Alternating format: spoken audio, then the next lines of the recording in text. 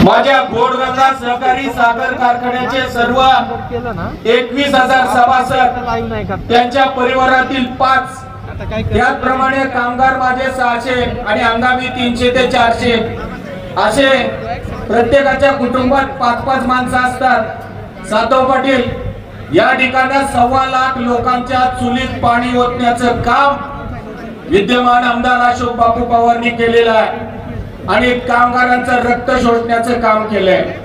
कामगारांच्या वय झालेल्या कामगारांची जे 1 दिवसाचा पगार असतो 5 लाख, साधारणतः 5 लाख कामगारांचा पगार होतो आणि कारखान्याचे त्यामध्ये काही रक्कम टाकून त्या कामगाराच्या कुटुंबाला द्यायची असते, परंतु ती सुद्धा खाण्याची काम अशोक पवार आणि त्याच्या मलिदा गँगनी केलंय।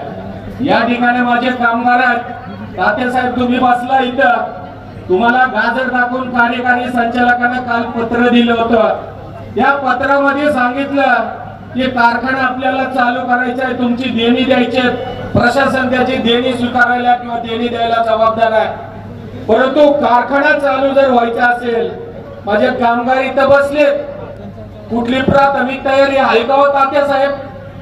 कुठली प्राथमिक तयारी? मिलचं काम केलंय, मिलचं ग्रीसिंग नाही, बॉयलरचं नाही, टर्बाईनचं नाही, बॉयलर घाईघाई तयार करण्याच्या दृष्टीने कामकाजाचं काम केलंय।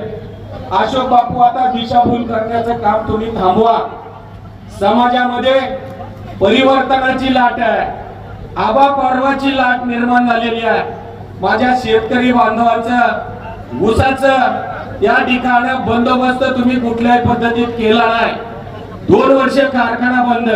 अहो आमचे वडील 80 वर्षाचे या ठिकाणी तळेगाव मध्ये एका सभेमध्ये ऊसाचं टिपर घेऊन विचारायला गेले, पण या ऊसाचं करायचं काय, ऊस घालायचा कुठं, त्याचं नियोजन काय, तर पोलिसांकडे माझ्या वडिलांना त्यांनी बाहेर काढलं। या अशोक पवार तुमचं वागणं बरं नाही।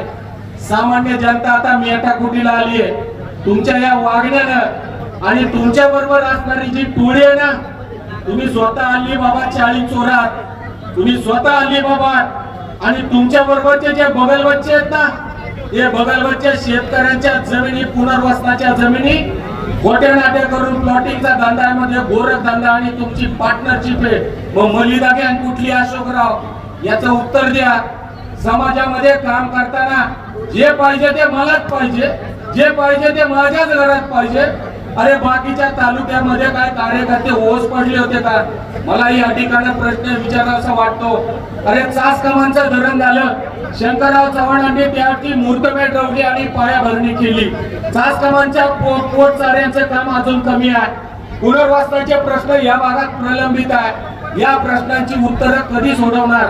हे प्रश्न गेले 10 वर्ष झाले तुम्ही लोकांना, नावरा असेल किंवा वरचा भाग असेल आमच्या पश्चिम पट्ट्यातला, याला चुना लावण्याचं काम अशोकराव तुम्ही केलं।